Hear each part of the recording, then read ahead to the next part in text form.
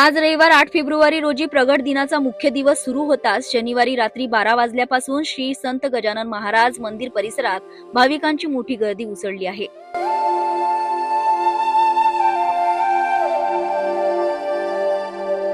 मंदिर 24 तास दर्शनासाठी खुले ठेवण्यात आल्याने मध्यरात्रीपासून रांगेत उभ्या असलेल्या भक्तांना जवळपास 5 तासांपेक्षा अधिक वेळ दर्शनासाठी लागत आहे। विशेष म्हणजे गर्भगृहातील मुख दर्शनासाठी 1 तासापेक्षा अधिक वेळ लागत असला तरीही भाविक अत्यंत संयम आणि शिस्तबद्ध पद्धतीने दर्शन घेत आहेत।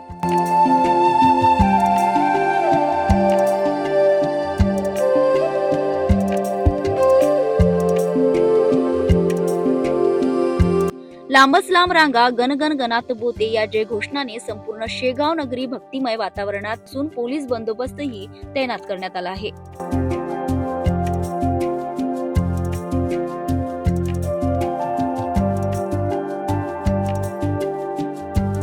आज दिवसभर तसेच रात्री उशिरापर्यंत मंदिर भाविकांसाठी खुले राहणार असून लाखो भाविक शेगाव मध्ये दाखल होण्याची शक्यता वर्तवण्यात येत आहे।